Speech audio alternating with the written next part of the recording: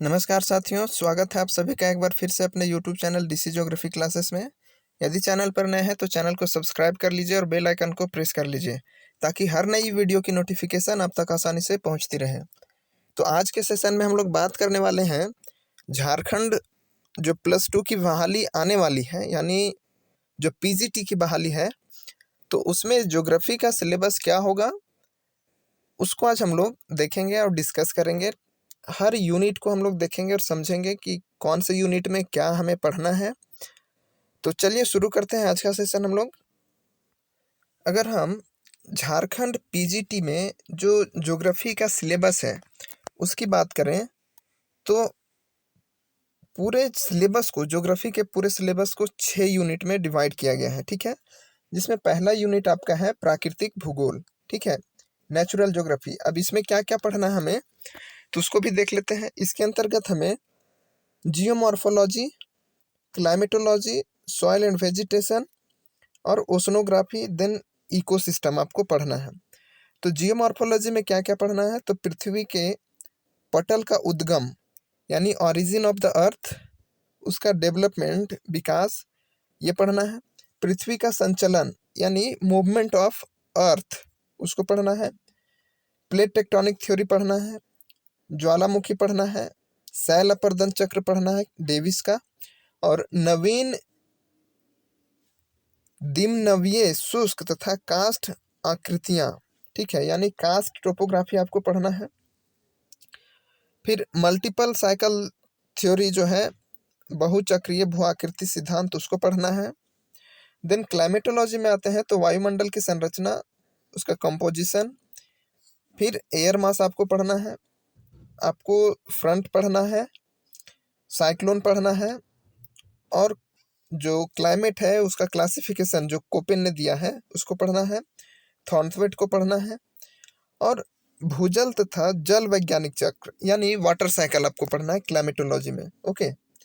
अगर हम बात करते हैं सॉइल एंड वेजिटेशन की तो इसमें आपको मृदा उत्पत्ति यानी ऑरिजिन ऑफ सॉइल्स, सॉइल का क्लासिफिकेशन, सॉइल का डिस्ट्रीब्यूशन, देन सवाना और मॉनसून वन यानी सवाना फॉरेस्ट और मॉनसून फॉरेस्ट को पढ़ना है आपको। अगर हम बात करें हैं ओशनोग्राफी की तो इसमें आपको पढ़ना है महासागर तल उच्चावच यानी रिलीफ ऑफ द ओशंस, ठीक है। भारतीय महासागरीय तल का उच्चावच यानी जो रिलीफ फीचर है इंडियन ओशन का वो पढ़ना है। करंट आपको पढ़ना है, धाराएं, ज्वार भाटा पढ़ना है आपको। ओशन डिपॉजिट्स पढ़ना है, समुद्री निक्षेप। कोरल रीफ पढ़ना है आपको, ठीक है। हम अगर बात करें इकोसिस्टम की तो इकोसिस्टम में आपको इकोसिस्टम यानी पारिस्थितिकी तंत्र पढ़ना है आपको, इसका कॉन्सेप्ट। और इकोसिस्टम पर जो मानव का प्रभाव पड़ रहा है उसको पढ़ना है। वर्ल्ड इकोसिस्टम में जो इम्बैलेंस है, विश्व की पारिस्थिति में जो असंतुलन है उसको पढ़ना है। पर्यावरण प्रदूषण को पढ़ना है आपको, ठीक है। अब आते हैं यूनिट 2 में।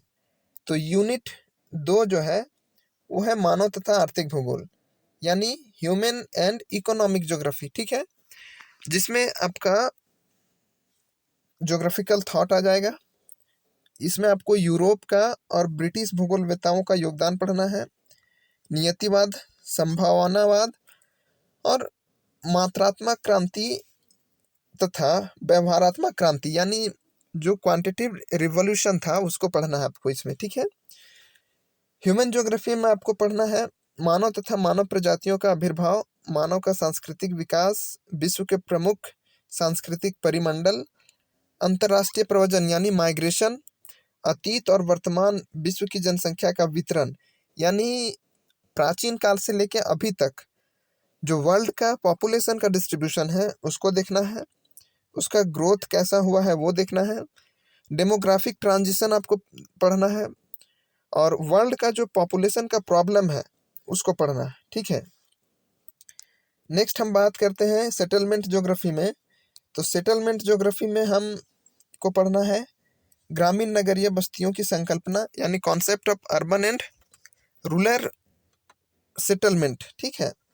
नगरीकरण का उद्भव यानी ऑरिजिन ऑफ अर्बनाइजेशन, ठीक है, ग्रामीण बस्ती के प्रतिरूप यानी पैटर्न ऑफ रूरल सेटलमेंट, नगरीय वर्गीकरण, ठीक है, नगरीय प्रभाव के क्षेत्र यानी अर्बन इन्फ्लुएंस जोन जो है वो पढ़ना है, ग्रामीण नगरीय सीमांत यानी अर्बन रूरल अर्बन फ्रेंच, ठीक है, आंतरिक संरचना इसका इंटरनल स्ट्रक्चर पढ़ना आपको, विश्व में नगरीय वृद्धि की समस्याएं, अर्बन जो एक्सप्लोशन हो रहा है विश्व में नगरीकरण का जो प्रभाव बढ़ रहा है उसका क्या प्रॉब्लम है वो पढ़ना है आपको।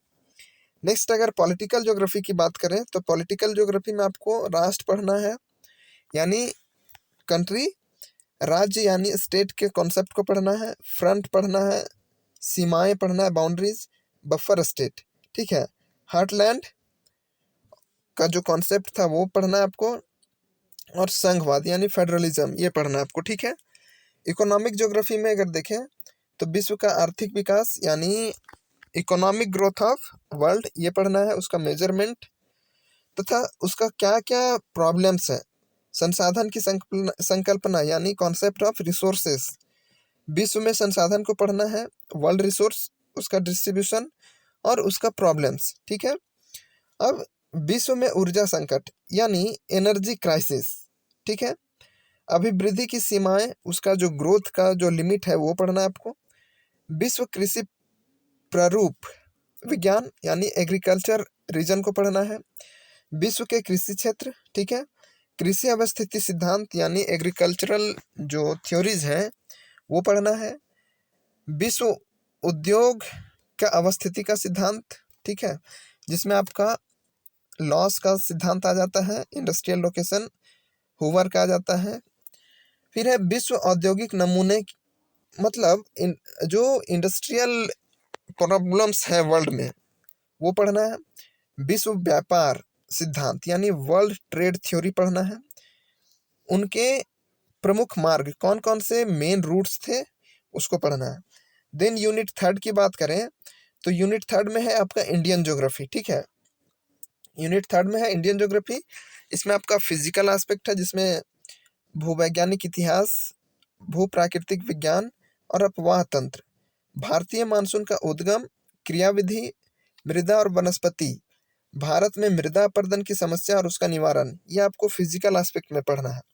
वहीं अगर ह्यूमन एस्पेक्ट की बात करें तो आदिवासी क्षेत्र यानी ट्राइब्स को आपको पढ़ना होगा इंडिया का, उनकी समस्याओं को पढ़ना होगा, अंतर्देशीय परिवर्जन यानी इंटरनेशनल माइग्रेशन को पढ़ना होगा, पॉपुलेशन का डिस्ट्रीब्यूशन को पढ़ना होगा, डेंसिटी को पढ़ना होगा, ग्रोथ को पढ़ना होगा, उससे रिलेटेड जो भी प्रॉब्लम्स है और पॉलिसीज हैं उसको पढ़ना है, ठीक है।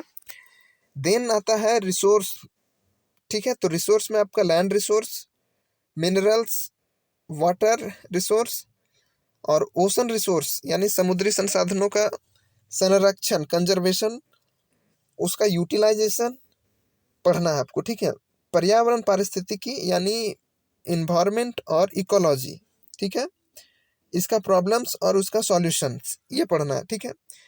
देन आता है एग्रीकल्चर कृषि, रिसोर्स में ही कृषि, तो कृषि में फसलों की गहनता डेंसिटी पढ़ना, कॉम्बिनेशन ऑफ क्रॉप्स फसलों का संयोजन, हरित क्रांति पढ़ना है, भूमि उपयोग संबंधी नीति यानी लैंड यूज से रिलेटेड जो भी पॉलिसीज हैं उनको पढ़ना है, ग्रामीण अर्थव्यवस्था पढ़ना है आपको, पशुपालन, सामाजिक वानिकी, घरेलू उद्योग, भारत के कृषि जलवायु प्रदेश ये काफ़ी इंपॉर्टेंट है, ठीक है।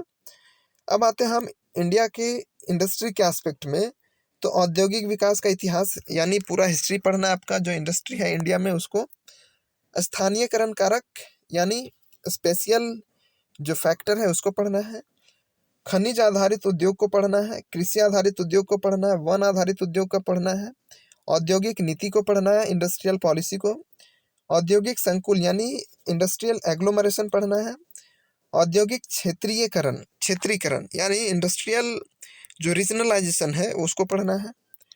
अब हम बात करते हैं ट्रांसपोर्ट एंड ट्रेड में इंडिया का, तो सड़कों, रेल मार्गों तथा जल मार्गों की व्यवस्था का अध्ययन यानी वाटर ट्रांसपोर्ट, लैंड ट्रांसपोर्ट और रेल ट्रांसपोर्ट को पढ़ना है।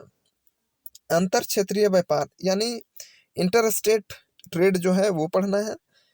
गांव के बाजार केंद्रों की भूमिका यानी गांव में जो बाजार केंद्र है उसकी क्या इंपॉर्टेंस है, क्या रोल है, उसको पढ़ना है। देन सेटलमेंट में बात करें तो ग्रामीण बस्तियों का प्रतिरूप यानी pattern of rural settlement India के कॉन्टेक्स्ट में। भारत में नगरीय विकास अर्बन ग्रोथ, उनकी समस्या को पढ़ना है। भारतीय नगरों की आंतरिक संरचना यानी इंडियन सिटीज का जो इंटरनल स्ट्रक्चर है उसको पढ़ना है।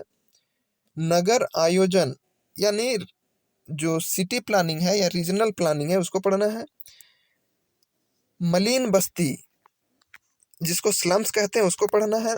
नगरीय आवास अर्बन सेटलमेंट, राष्ट्रीय नगरीकरण नीति यानी नेशनल अर्बनाइजेशन पॉलिसी, ये पढ़ना है। ठीक है, अब बात करते हैं हम रीजनल डेवलपमेंट एंड प्लानिंग की। तो भारत की पंचवर्षीय योजना यानी जितने 5 ईयर प्लान्स है उसको पढ़ना होगा। बहुस्तरीय आयोजन यानी मल्टी लेवल जो आयोजन किया जाता है, जैसे राज्य स्तर, जिला स्तर, प्रखंड स्तर, गांव स्तर, तो ये आपको सारा पढ़ना होगा। भारत में विकास के संबंध में क्षेत्रीय असमानताएं यानी रीजनल डिस्पैरिटी, ये भी आपको पढ़ना है इंडिया के कॉन्टेक्स्ट में।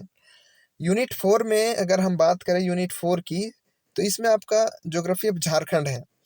ज्योग्राफी ऑफ झारखंड में इसका फिजिकल डिवीजन है, इसका सॉइल है, फॉरेस्ट है, क्लाइमेट है, सिंचाई है, इरिगेशन है, कृषि प्रारूप यानी एग्रीकल्चरल पैटर्न है, ड्राउट यानी सूखा है, और ड्राउट रीजन यानी सूखा क्षेत्र का जो भी प्रॉब्लम है उसको पढ़ना है और उसका सॉल्यूशन को पढ़ना है। ठीक है, प्रमुख खनिज लोहा, तांबा, बॉक्साइट, अभ्रक और कोयला।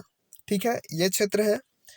प्रमुख उद्योग, इसमें जो मेजर इंडस्ट्री है झारखंड का, जैसे आयरन इंडस्ट्री उसको पढ़ना है, सीमेंट इंडस्ट्री पढ़ना है, एल्यूमिनियम इंडस्ट्री पढ़ना है, इंजीनियरिंग इंडस्ट्री पढ़ना है, लाह और रेशम उद्योग पढ़ना आपको। ठीक है, देन प्रमुख औद्योगिक क्षेत्र, औद्योगिक विकास की संभावनाएं, ये सारी चीजें आपको पढ़ना है। ठीक है, नेक्स्ट झारखंड की जनसंख्या यानी पॉपुलेशन पढ़ना है, जिसमें झारखंड के पॉपुलेशन का डिस्ट्रीब्यूशन, इसका प्रॉब्लम्स, झारखंड के प्रमुख जनजातियों का अध्ययन यानी झारखंड में जितने भी ट्राइब्स हैं उनको आपको पढ़ना होगा, उनकी क्या क्या समस्याएं हैं, उनका क्या सॉल्यूशन है, उसको पढ़ना है। ठीक है, नगरीकरण का प्रारूप यानी अर्बनाइजेशन का जो फॉर्मेट है झारखंड के कॉन्टेक्स्ट में उसको पढ़ना है। ओके, और नेक्स्ट आपका जो यूनिट 5 है उसमें आपको वर्ल्ड ज्योग्राफी पढ़ना है। ठीक है, यूनिट 5 में वर्ल्ड ज्योग्राफी है जिसमें विश्व के बृहद प्राकृतिक प्रदेश को पढ़ना है, उसकी क्या क्या विशेषताएं हैं, आर्थिक आधार क्या क्या है, मानव अनुकूलन यानी मानव निवास के लिए कौन से क्षेत्र अनुकूल है या प्रतिकूल है, उनको पढ़ना है आपको। फिर है विकसित देशों का क्षेत्रीय भूगोल यानी पूरी दुनिया में जो भी डेवलप्ड कंट्रीज हैं, जिसमें कनाडा आ जाता है, यूएसए आ जाता है, पश्चिमी यूरोप आ जाता है, रसिया आ जाता है, जापान, ऑस्ट्रेलिया तथा न्यूजीलैंड, इन सारे कंट्रीज को आपको पढ़ना है। ओके, फिर है विकासशील देशों का क्षेत्रीय भूगोल यानी जो डेवलपिंग कंट्रीज है उसका भी आपको रीजनल ज्योग्राफी पढ़ना है। जैसे दक्षिण पूर्वी एशिया के अंतर्गत जो जो कंट्रीज आते हैं, दक्षिण पश्चिम एशिया के अंतर्गत जो जो कंट्री आते हैं, चीन, दक्षिण अफ्रीका और ब्राजील को भी पढ़ना है। तो कुल मिलाकर आपको वर्ल्ड ज्योग्राफी पूरा कवर करना होगा। देन नेक्स्ट है जो यूनिट 6 है, उसमें भौगोलिक विश्लेषण की तकनीकें यानी जो हमारा प्रैक्टिकल सेक्शन है वो आ जाता है, जिसमें आपको मैप यानी मानचित्र पढ़ना है, इसमें स्केल, उसका टाइप और उसका यूज को पढ़ना है। ओके, डायग्राम्स में उसका प्रकार को और उसका उपयोग को पढ़ना है, प्रोजेक्शंस में उसका टाइप्स को, उसका कैरेक्टरिस्टिक्स को और उसका यूज को पढ़ना है। ओके, देन आता है जीआईएस यानी ज्योग्राफिकल इंफॉर्मेशन सिस्टम, इसमें आकाशीय चित्र एवं कल्पना और जीआईएस ये आपको पढ़ना है। ओके, तो यही था आपका पूरा का पूरा झारखंड जो +2 का जो सिलेबस है वो। आई होप कि आपको क्लियर होगा। और एक चीज़ और, इस वीडियो के डिस्क्रिप्शन बॉक्स में टेलीग्राम चैनल का लिंक दिया हुआ है, वहाँ पे इस पीडीएफ को, इस सिलेबस को डाल दिया जाएगा, वहाँ से आप डाउनलोड कर सकते हैं। तो इस जो टेलीग्राम है उसको आप ज्वाइन कर लीजिएगा। वीडियो के डिस्क्रिप्शन बॉक्स में लिंक दिया हुआ है। आई होप कि आपके लिए ये सेशन काफ़ी हेल्पफुल रहा होगा, खासकर उनके लिए जिनके पास सिलेबस नहीं है, क्या पढ़ना है, कैसे पढ़ना है, कुछ भी आइडिया नहीं। तो आप सिलेबस को डाउनलोड करके प्रिंट करवा के आप पहले सिलेबस को पूरी तरीके से अच्छे से समझ लीजिए, उसके बाद अपना पढ़ाई को शुरू कर दीजिए। ठीक है, चलिए मिलते हैं नेक्स्ट लेसन में, तब तक के लिए धन्यवाद।